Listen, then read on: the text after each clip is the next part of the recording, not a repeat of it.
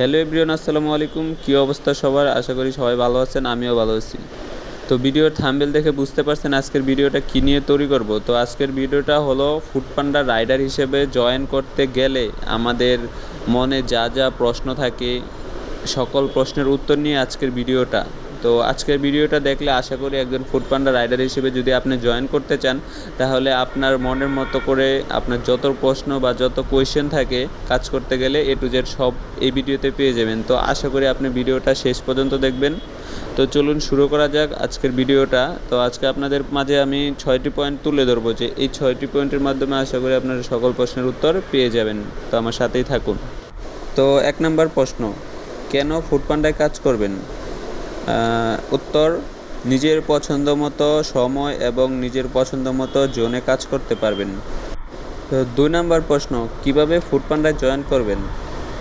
তো উত্তর হচ্ছে, আপনি একজন ফুডপান্ডা রাইডারের মাধ্যমে আপনি ফুডপান্ডায় জয়েন করতে পারবেন। মানে একজন রেফারের মাধ্যমে আপনি ফুডপান্ডায় জয়েন করতে হবে। তো যে কোনো একজন ফুডপান্ডা রাইডারের সাথে কথা বললে ও আপনাকে ফুডপান্ডায় জয়েন করে দিতে পারবে। তো 3 নম্বর প্রশ্ন, কি কি ডকুমেন্টস লাগবে ফুডপান্ডায় জয়েন হতে? তো ফুডপান্ডায় জয়েন হতে যদি আপনার 3টা ডকুমেন্টস থাকে তাহলে আপনি ফুডপান্ডায় জয়েন হতে পারবেন। তো এক হলো নিজের আইডি, যদি আপনার বয়স 18 উপরে হয় তাহলে আপনার আইডি কার্ড, আর তা না হলে আপনার জন্ম নিবন্ধন দিয়ে জয়েন হতে পারবেন। 2 নম্বর হলো কারেন্ট বিলের ফটোকপি আর নমিনির আইডি কার্ডের ফটোকপি। এই 3টা ডকুমেন্ট হলে আপনি ফুডপান্ডায় জয়েন হতে পারবেন। আর হলো আপনি সাইকেল, বাইক অ্যান্ড ওয়াকার, মানে আপনি যে কোনোভাবেই জব করতে পারবেন। সাইকেল দিয়েও করতে পারবেন, বাইক দিয়েও করতে পারবেন, আপনি হেঁটে হেঁটে ডেলিভারিও দিতে পারবেন। তো 3টা অপশনে আছে, আপনি এই 3টা অপশনে যে কোনো একটা অপশন সিলেক্ট করে আপনি জয়েন হতে পারবেন। তো 4 নম্বর প্রশ্ন, পার্ট টাইম হিসেবে ফুডপান্ডা জবটা কেমন হবে?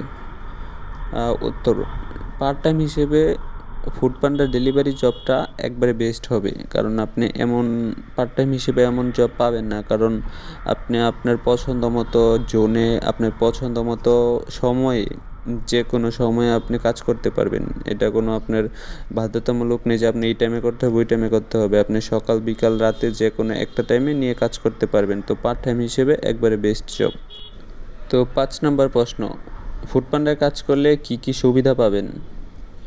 তো এক হলো, আপনি ফুডপান্ডায় কাজ করলে প্রতি সপ্তাহে সপ্তাহে টাকা পাবেন, তো কখনো আপনার হাত খালি থাকবে না। 2 নম্বর হলো, আপনি যদি ফুডপান্ডায় নতুন জয়েন করেন তাহলে আপনি 1500 থেকে 2000 টাকা জয়েনিং বোনাস পাবেন।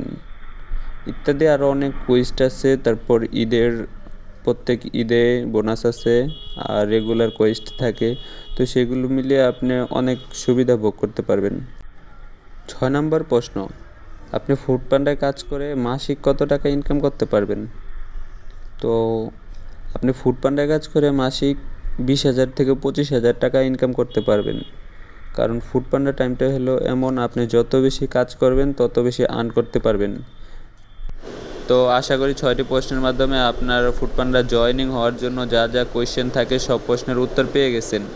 এখন বাকি কথা হচ্ছে, আপনি ফুডপান্ডা জয়েন হওয়ার পরে কিভাবে সেই খাবারটা ডেলিভারি করবেন, পিক আপ করবেন, ড্রপ আপ দিবেন বা কিভাবে কমপ্লিট করবেন, সেই প্রশ্নগুলো নিয়ে পরবর্তীতে একটা ভিডিও নিয়ে চলে আসবো। তো আপনারা সাথেই থাকুন। এখন কথা হচ্ছে, আপনারা জয়েন হওয়ার পর কি করতে হবে? তো আপনাদের ফুডপান্ডা জয়েন হওয়ার পর কোম্পানি থেকে আপনাদের জন্য একটা আইডি খুলে দিবে। সেই আইডিটা আপনি লগ ইন করার পর আপনার ফোনে যখন অর্ডারটা আসবে তখন আপনি অর্ডারটা পিক আপ করবেন রেস্টুরেন্টে যেয়ে অর্ডারটা পিক আপ করবেন। পিক আপ করার পর কাস্টমারের লোকেশনে যেয়ে কাস্টমারকে অর্ডারটা ডেলিভারি করবেন। ডেলিভারি করার পর আপনি কাস্টমার থেকে আপনি টাকাটা কালেকশন করবেন। তো কালেকশন করার পর টাকাটা আপনি কোম্পানিকে কিভাবে দিবেন? তো কাস্টমারকে ডেলিভারি করার পর আপনি টাকাটা কোম্পানিকে নগদ এজেন্টের মাধ্যমে পেমেন্ট করে দিবেন। আপনি যে কোনো নগদ এজেন্টের দোকানে যেয়ে বললেই হবে যে ফুডপান্ডায় পেমেন্ট করব। তো আপনি যে কোনো এজেন্টের দোকান থেকে গিয়ে নগদের মাধ্যমে ফুডপান্ডাকে টাকাটা পেমেন্ট করে দিবেন। এটা হচ্ছে একবারে ইজি, কারণ এটা কোনো চার্জ কাটবে না। আপনি যে টাকা পেমেন্ট করবেন সেটা আপনার অ্যাকাউন্টে অ্যাড হয়ে যাবে। তো আর দ্বিতীয়ত হলো আপনার ফুড পান্ডা হলো বেচ ধরে কাজ করতে হয়, যেমন 1 থেকে 6 পর্যন্ত বেচ থাকে। আপনি নতুন অবস্থায় জয়েন করলে 6 থাকবেন, তারপর আপনার পারফরমেন্সের উপর ডিপেন্ড করে 1 থেকে 5-এর উপরে আপনার এর ভিতরে থাকবেন। তো আপনি যদি 1-এ থাকেন তাহলে টাকাটা একটু বেশি আর্ন করতে পারবেন, আর যদি 2-এ থাকেন তার থেকে একটু কম।